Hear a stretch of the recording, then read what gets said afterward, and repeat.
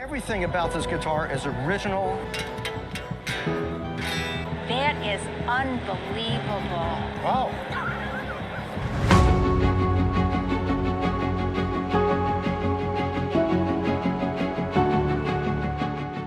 This time, it's a 1962 left-handed Fender Stratocaster. This guitar belonged to the guest father, who received it as an 11th birthday gift from his father. As earlier said, this is a Fender Stratocaster, made in 1962. The guitar was very popular at that time. All the great rock bands of the time, the Ventures, the Beach Boys, they all used this guitar. This is unique. It's a left-handed model. Also, it has a special fingerboard, known as the slab fingerboard. Later in the year, they changed to a different style of fingerboard. The serial number shows the year the instrument was made.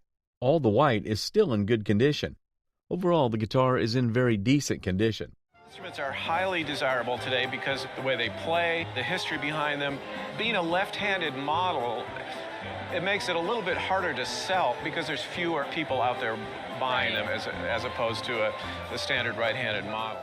It's valued at about $55,000. Are you serious? I'm serious. Oh my. Next is another Gibson ES-335 guitar. This time, it's a 1968 model. This guitar was gifted to the guest by his grandparents when he was a kid. This iconic guitar, made by Gibson, was first produced in 1958. It has some unique features. The thin line, hollow body, and archtop construction all contribute to making it a great piece.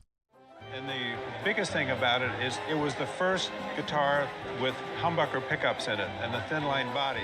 It also has a trapeze tailpiece instead of a stop tailpiece seen in other guitars at the time. It's nice an example as you will find. It's just spotless. It is valued at about $7,500 to $8,000. Wow. Oh my goodness. We take a break from Fender guitars and we look at this lovely 1964 Gibson ES-335 guitar. This guitar belongs to the guest who traded his 1939 Chevrolet for it in 1971. Made by Gibson, this guitar has a maple body with a rosewood fingerboard. The guitar has a maple body with a rosewood fingerboard. It is one of two designs made. The other one is the Les Paul. It's a combination of the solid body and the hollow body, which gave it kind of the best of both worlds, and it was able to eliminate the feedback you often got from the hollow body guitars. It came out in 1958 and went through other variations, having different pickups on it. It had what was called PAF pickups, and they discontinued those in 1962 and went with these. This model guitar was used by a lot of famous artists, such as Chuck Berry, B.B. King, Keith Richards, and Eric Clapton. The guitar came in different color variations, this being the regular sunburst.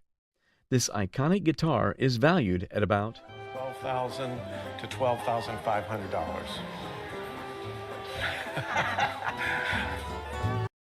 Next on this list is this lovely Gibson guitar. It belongs to the guest whose mother bought it for her back in 1954 when he was 16 years old.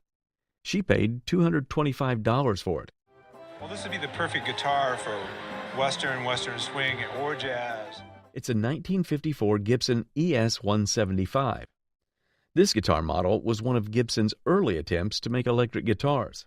They really wanted to compete with Fender, who was nipping at their heels. They put a cutaway on it so you could play further down the neck. Right. They put the electric pickup in it. It's very much like a traditional archtop jazz guitar that Gibson made in 1929.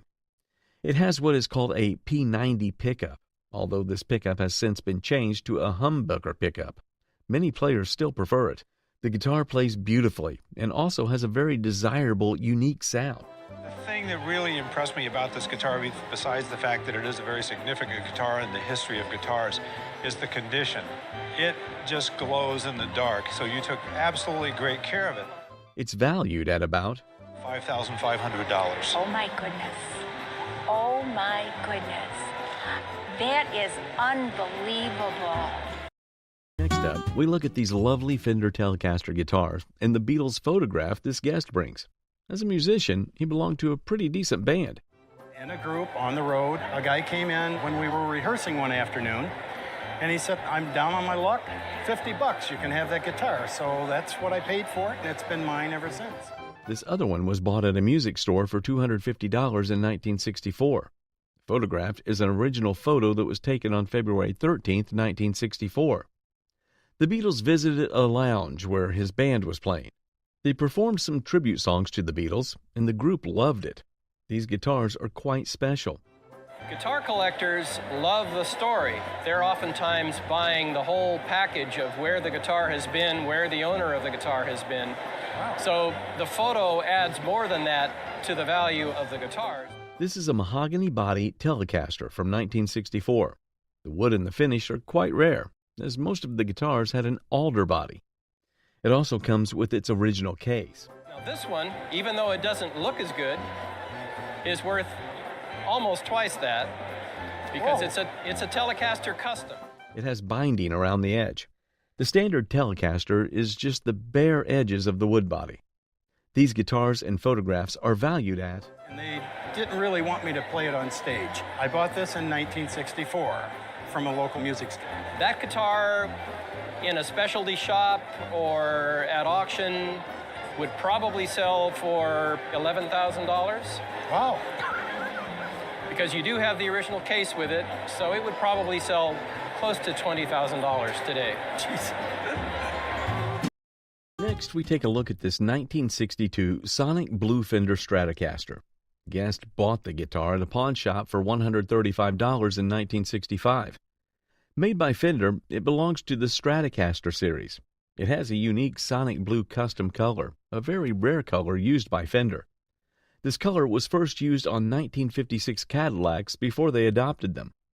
They were, however, not popular, so not many were made. The popular custom colors were Olympic White, Candy Apple Red, and Lake Placid Blue. And what has really sent these kind of into the stratosphere is the fact that John Lennon and George Harrison had a pair of them. This relation made them the mythical color for an early 1960s Stratocaster. This guitar, which is still in good condition, is valued at about $60,000. Yeah, that's good. We now look at this beautiful 1940 Gibson L7 guitar. This guest traded $800 worth of dill pipe for this guitar when his daughter needed it for guitar lessons. This guitar, which is an original Gibson guitar, has a lovely tweed case with stripes on it. It's valued at about $3,500 to $4,500. Nice. That's good. Next on the list is a guitar famously regarded as a pure rock and roll machine by musician Eric Clapton. This guitar, which is a Fender Stratocaster, belonged to the guest husband's grandfather. It comes with its original case and amplifier. The serial number on the back plate, although usually not accurate by a year or so, is usually a decent way of dating the piece. A true way to really date the guitar would be to pull the neck out and to read what might be either penciled or stamped here at the end of the fingerboard. Pulling out the neck reveals no stamps or writings of any sort. It's not an issue, as Fender was inconsistent with putting neck dates. Fender got word about this and switched to rubber stamps in 1961. It's in remarkable condition for an instrument this old. The amplifier is also from 1959. Inside, on the label, there is a production order number. It is IE, I standing for the date 1959, and E for the month of May.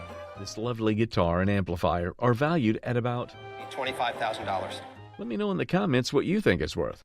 At the end, let's see who comes closest. Value, $30,000. Oh my gosh. Okay. My husband will be very happy. Next is this lovely guitar which brings back fond memories. It belonged to the Gast father-in-law, who was in a cowboy band in the 50s. Upon his passing, he willed it to his son, her husband, and it has been in their family ever since. The guitar, which is a Fender Esquire, is quite a beautiful piece. It's quite popular, notably played by several famous musicians. It is the guitar that Stephen Stills built a career on. It's a guitar that David Bromberg built a career on. It is the model of guitar that Bruce Springsteen built his career on. It comes with its original bridge cover, which was famously called Ashtray. The bridge also bears a serial number indicating that the guitar was made between 1950 and 1952. The screws used, however, are special screws, known as Phillips head screws. That tells me that it was made at some point in 1952, because prior to 1952, straight screws. Straight screws, like the screws used on the pickguard. It's also in wonderful playing condition. The appraiser values it at $40,000. Oh my gosh. Okay. My husband will be very happy. That's right. Making a new entry on the list is a Gretsch guitar. This guitar belonged to the guest father who bought it at a shop in Greensboro, North Carolina back in 1956. The guitar, which is a 1956 Gretsch 6120 guitar, was made by the American company Gretsch. Gretsch was always known for making fancy guitars, visually flashy guitars. It has an orange finish. One name that has put the Gretsch guitars on the map is Chet Atkins, as he was a great endorser of the brand. This particular guitar looks to be made out of what we call birch, probably veneer, top, sides, and back. The neck was maple. This is a Western motif model. It also had a beautiful strap with a metal buckle in the Western motif. The case is also original. They wanted the guitar to stand out. The white or cream-colored case with the leather band. When we saw you walk into the show, we said, "There's a Gretsch." We knew it from a mile away. There's slight corrosion on the pickup covers and on the bridge. It's still in pretty good condition. It's valued at about $7,500 guitar to an $8,500 guitar. Wow. This next guitar belonged to the guest uncle, and when he passed, he and his brothers inherited it. It's a Fender Telecaster and is commonly called blackguard tellies because they were made with black pickguards during their first production years. The piece dates to 1953. During late 1954, they changed to a white pickguard. The serial number is under the bridge cover, and it shows the year the guitar was made. It's extremely rare to see this guitar with its original hardshell case still in good condition.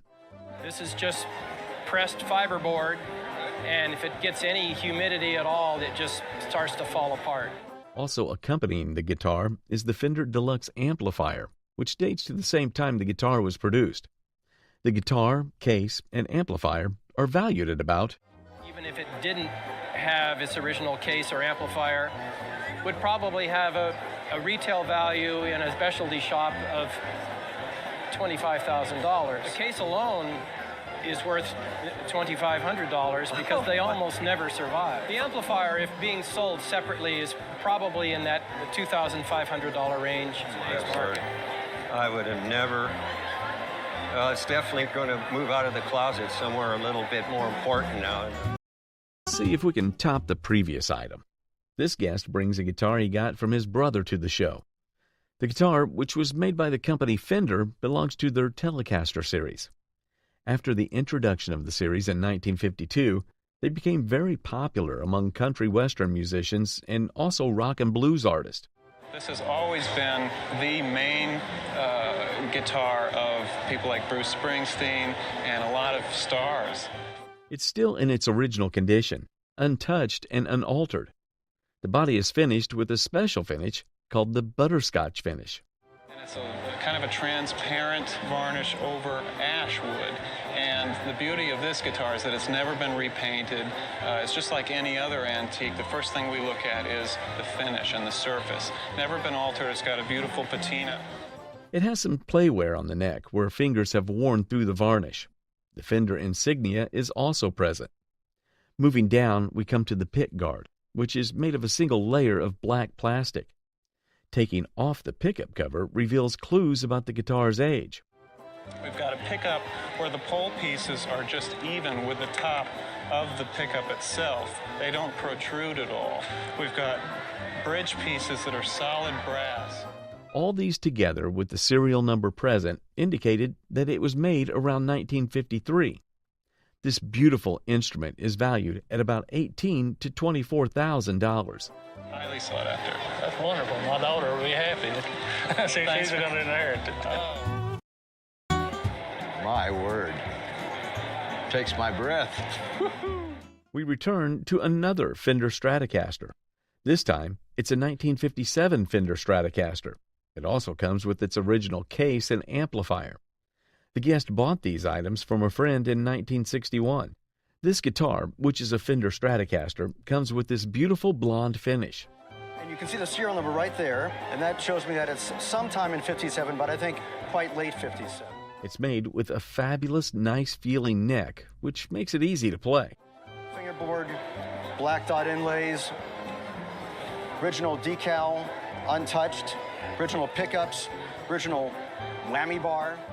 It also comes with the original tweed case with red lining and the period Fender Deluxe amplifier, which is in decent condition. The guitar, together with the case and amplifier, are collectively valued at about $45,000 to $55,000. My word.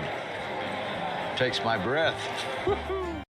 Next on the list is another Gibson guitar.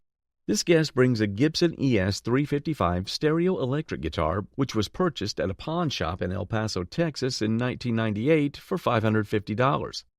Gibson ES-355. Okay. And it was one of Gibson's most expensive electric guitars at the time. It was believed to be owned by a local country western musician. This guitar was made by Gibson in 1963 and is one of the most expensive guitars at that time. It cost over $500 when new. That meant the signal from one pickup went out the left speaker and the signal from the other pickup went out the other speaker. These guitars became famous primarily because of two artists who played them extensively. Chuck Berry and B.B. King both used Gibson GS-355 guitars. The only downside is that as time went on, guitarists decided that the stereo was kind of a funky attribute that they didn't want to use. So a lot of people took out the Veritone switch, which didn't add much. As a result of the modifications done to these pieces, it's always rare to find the guitar in its original condition. At auction, it's valued at about $7,000. Quite a good investment. Definitely. Next up, we look at a couple of guitars from the Rickenbacker Company Private Museum in California. This piece, which is a banjo-looking type of guitar, was commonly known as the frying pan. Well, it might look like a banjo, but it's actually one of the first electric guitars, and also the first solid-body electric guitar. In 1931, Adolf Rickenbacker and George Beecham formed a partnership to build electric guitars exclusively. It has an exquisite working mechanism. This 1931 prototype was made of wood, while the production model was made of cast aluminum, earning the nickname the frying pan. It's a Hawaiian guitar. Most of the early Rickenbacker electric guitars were used for playing Hawaiian music. They're called lap steels because they're played with a steel bar. As far as we know, they probably made at least 1,000 of them. This is a 12-string guitar. In 1964, an early version of this guitar was given to George Harrison shortly before the Beatles recorded the song A Hard Day's Night. After this, the list of guitarists influenced by Harrison's use of the guitar increased massively. This is a 1965 Rickenbacker 3612. It is virtually identical to the one Harrison used on the 1960 U.S. tour. The guitars are valued at...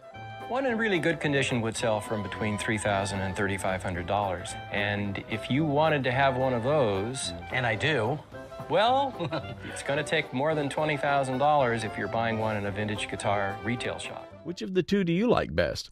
Let us know in the comments. We now move on to this next guitar, which belonged to the guest's late husband. This guitar was made by the company Gibson in 1958. It's a Les Paul Jr., a guitar series introduced in 1954. The serial number on the guitar indicates, however, that it was made in 1958.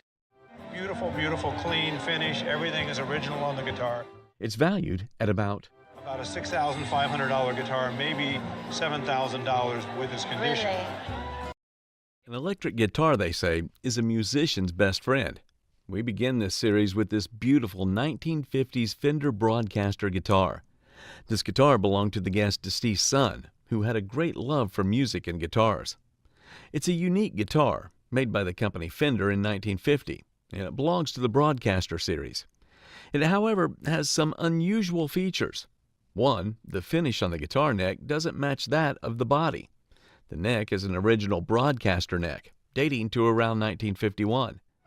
It is a Fender body. This, I believe, is a reissue from their vintage reissue series, probably made in around the 1980s. The pickguard also could be original to that of the 1980 Fender-bodied guitar. The neck plate, the pickups, the wiring is the original cloth wiring. The control plate, all the parts on this guitar, the tuners included, are original to the original Broadcast. This piece, which is still highly functional and in good condition, is valued at about $8,000 to $10,000. I'm going to keep it and continue playing it, continue to love it and enjoy it, to honor my son, Jason. We move on to this Rickenbacker guitar that the guest brings, which belongs to her husband. He got it right out of high school in 1977. It's a Rickenbacker model guitar. Rickenbacker, Adolf Rickenbacker, is responsible for inventing and producing probably one of the first electric guitars, which was a Hawaiian. It's the Style 331 light show guitar and was made in 1971. And what I'm loving about it is it has this great sort of light mechanism inside that when you play it, it lights up. This is very rare, as the generators that power the lights are usually burnt off and don't work anymore. This exquisite guitar is valued at about $15,000. Next up is this beautiful Gibson guitar. It belonged to the guest's father. This is a 1952 Gibson ES-295 electric guitar. Together with the case, it's valued at around $300 at that time. It was intended to be a stage guitar, with a gleaming gold lacquer finish and floral pickguard design. It definitely was a fashion statement from the beginning. You may have heard of Les Paul and Mary Ford. Les Paul's the one who, designed the early solid body electrics. Well, Mary Ford played this model when they performed together around that same period. And later, Scotty Moore, who was the guitar player for Elvis Presley, used the same model. What makes this guitar unique is that the gold lacquer usually turns green when in contact with the body. In this lovely condition, it's valued at about Which is $8,000. Wow, it's priceless. It was my dad's. Exactly. Draw the curtains on this series with a 1956 Gretsch Chet Atkins 6130 guitar with case. This guitar belonged to the guest's grandfather. He was a country western musician in western North Carolina. He purchased the guitar in 1956. When he passed, the guitar moved to his son, his father, and now to him. This Chet Atkins model is probably the most common and sought-after country western guitar. The serial number on the label signifies that it was made in 1956. The original warranty certificate and card are also available and dated. The guitar has the typical western orange finish.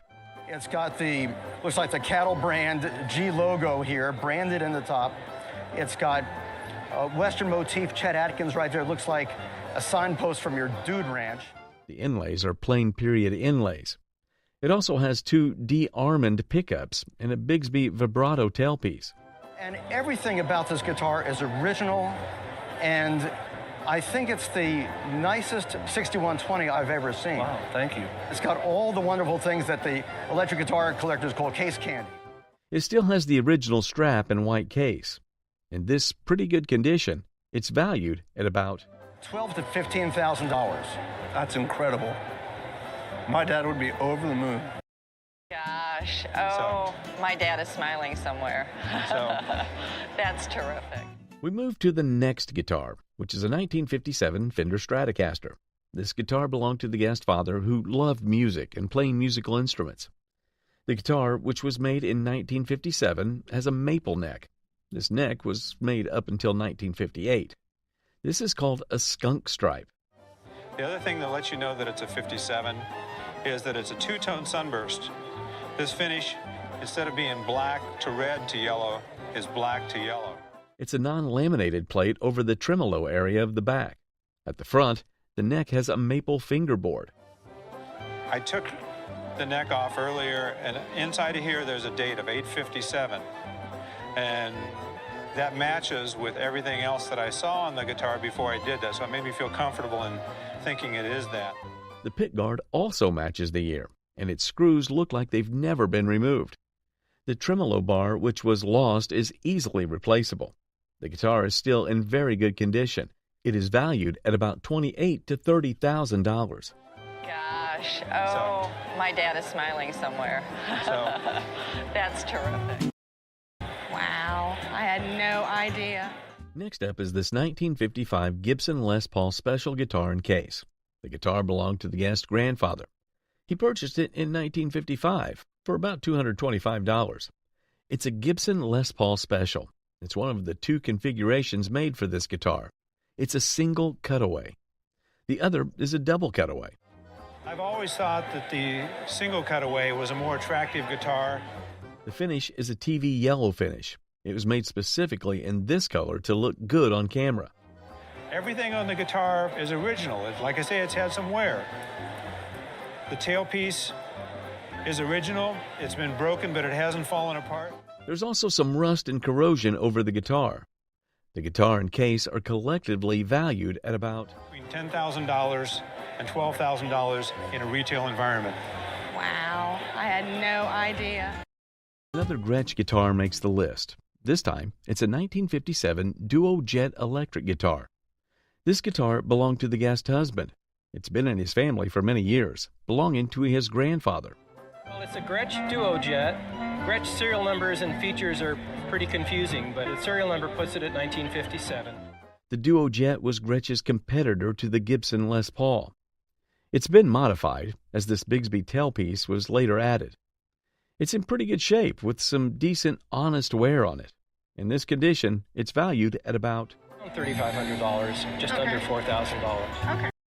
The guest brings this Gibson stereo electric guitar, which he had since he was in high school.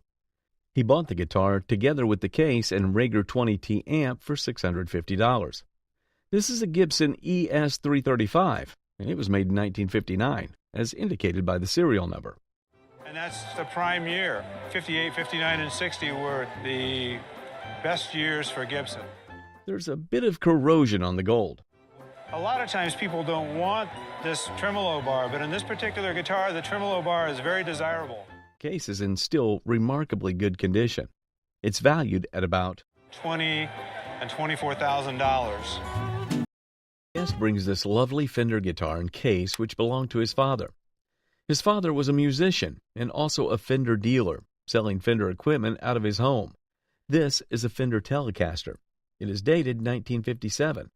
It has an ash body with blonde finish, maple neck, maple fingerboard, and two pickups.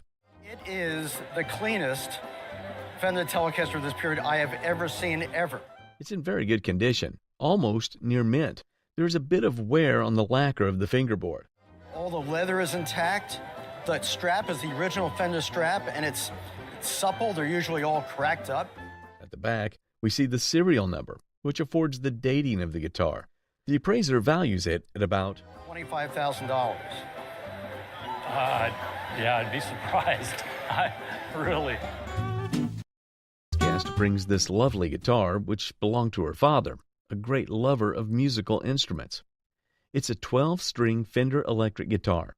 It was made in 1965, a time when famous groups like the Byrds were still around. Roger McGuinn was playing a Rickenbacker 12-string. Gibson made a 335 12-string, and Fender said, we need to enter that market. So between 1965 and 1969, they made a 12-string. One unique feature of this guitar is its custom red color. Most of these guitars were in a sunburst finish. It's also called a 12-string hockey stick because of the shape of the peg head. Desirable guitar for two reasons. One is they sound great. Two is the necks are very stable and they're very playable. In this condition, with its custom color, it's valued at about $5,500 to $6,000. Next piece leaves the appraiser in awe. I always thought I was the ultimate music fan until I met you today. This guest brings his special guitar, which has about 150 autographs of various musicians on it. Everyone from Johnny Cash to Johnny Winter, and it took you 16 years to accrue these. These autographs cover every genre, from jazz, bluegrass, and country to rock and roll. Some notable signatures include those of Stevie Ray Vaughan, Dizzy Gillespie, Chick Corea. The fact that you have everyone from Bonnie Raitt to Don Was, John Denver. You have Timothy Leary, going back to the acid age of the 60s. Johnny Cash, Elton John, David Crosby, Aretha Franklin, Bill Monroe Bluegrass. This truly is a remarkable collection.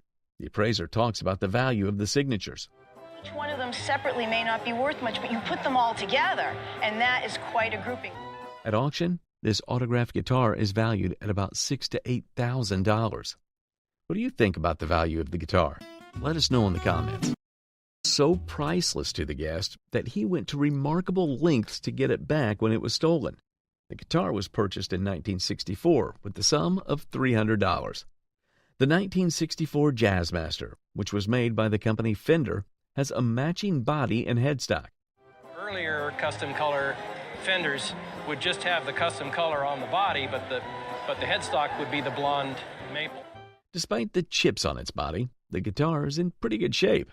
Together with the amplifiers, the appraiser values it at about combination up to 10 grand for the two of them, or get fairly close. So far, this has been my favorite guitar. Which has been yours? Let us know in the comments. We now look at this 1959 Gibson guitar. This piece belonged to the guest's husband's great uncle. It's an ES-330 guitar made by Gibson. The guitar model was made between 1959 and 1972. The great thing about this guitar is its first year of production. It's in 1959, and that's pretty coveted. The fingerboard is Brazilian rosewood, which is a Seitz material. This lovely instrument is valued at about $12,000 and $14,000. Goodness. Well, that'll definitely have to go on homeowner. We move on to this Gibson Les Paul guitar. The guest bought it in the 1960s from a kid who didn't need it for $85. As a Les Paul Jr., this was a fairly inexpensive model at that time. It was made in 1960. It's an extremely well-built model and has become popular among players. It's as good to play today as it was the day it was made. It's still in very good condition. It's valued at about $5,500 to $6,000. Oh, that sounds very nice. That's a good investment. Guest brings this special guitar she bought as a present for her husband. She bought it at an auction for $1,000. It's a Gibson SG Special. It began as a modified version of the Les Paul model, in a bid to modernize and give it a new style. In 1962, however, it became the SG model. Beautiful design that we recognize as sort of iconic to the 1960s, and they're still making it to this day. The whole body and neck are made of mahogany, a very thin piece for the body and a very long, narrow piece for the neck. Also, it was sold in this case, which was made from cheap cardboard or chipboard. These guitars have become a great collector's item because, due to their fragile state, it's very rare to see a piece in very good condition. These guitars have become sought-after collector's items due to their fragility, making it rare to find them in excellent condition. It's valued at about $6,000 guitar. Wow. Just because of its condition. Wow, that's great. Now we're done. Let's see which was your favorite piece, which one had you surprised about its worth, and which you feel shouldn't be on this list.